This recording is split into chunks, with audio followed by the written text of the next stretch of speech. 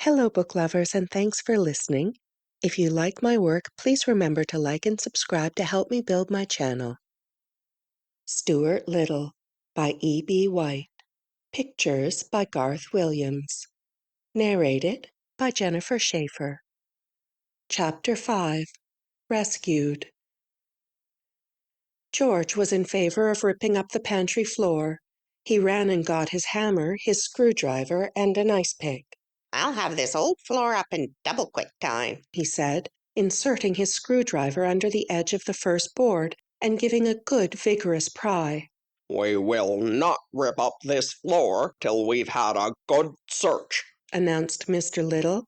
"That's final, George. You can put that hammer away where you got it." "Oh, all right," said George. "I see that nobody in this house cares anything about Stuart but me." Mrs. Little began to cry. "My poor dear little son," she said.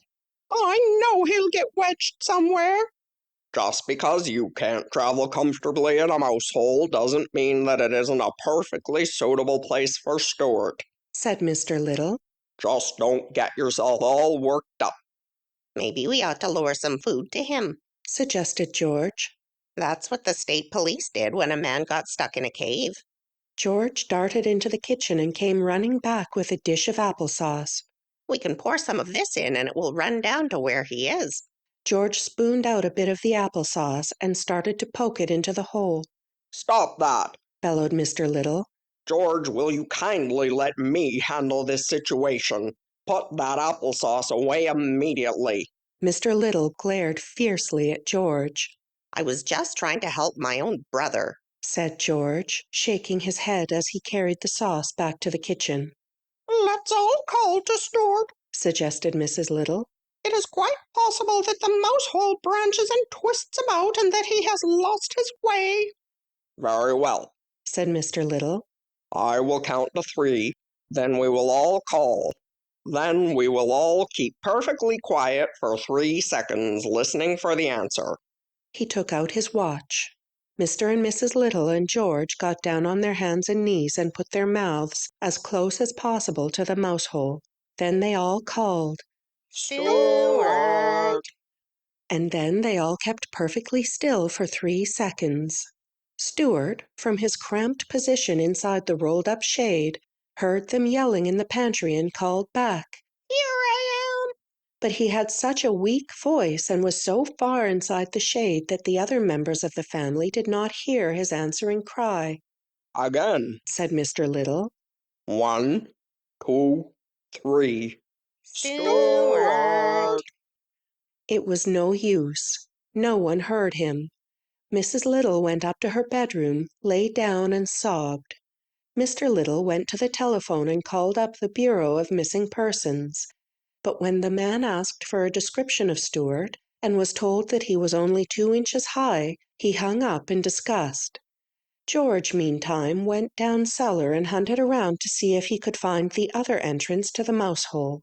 He moved a great many trunks, suitcases, flower pots, baskets, boxes, and broken chairs from one end of the cellar to the other in order to get at the section of the wall which he thought was likeliest, but found no hole.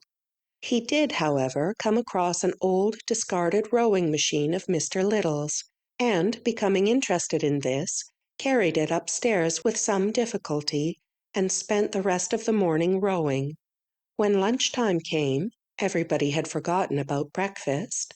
All 3 sat down to a lamb stew which Mrs. Little had prepared, but it was a sad meal, each one trying not to stare at the small empty chair which Stuart always occupied, right next to Mrs. Little's glass of water. No one could eat, so great was the sorrow. George ate a bit of dessert, but nothing else. When lunch was over, Mrs. Little broke out crying again, and said she thought Stuart must be dead. "Nonsense, nonsense," growled Mr. Little. "If he is dead," said George, "we ought to pull down the shades all through the house."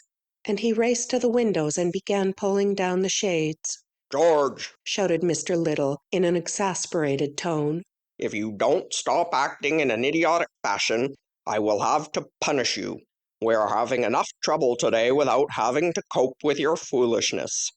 But George had already run into the living room and had begun to darken it to show his respect for the dead. He pulled a cord and out dropped Stuart onto the windowsill. Well, for the love of Pete, said George. Look who's here, Mum. It's about time somebody pulled down that shade, remarked Stuart. That's all I can say. He was quite weak and hungry. Mrs. Little was so overjoyed to see him that she kept right on crying. Of course, everybody wanted to know how it had happened. It was simply an accident that might happen to anybody, said Stuart. As for my hat and cane being found at the entrance to the mouse hole, you can draw your own conclusions. End of chapter 5.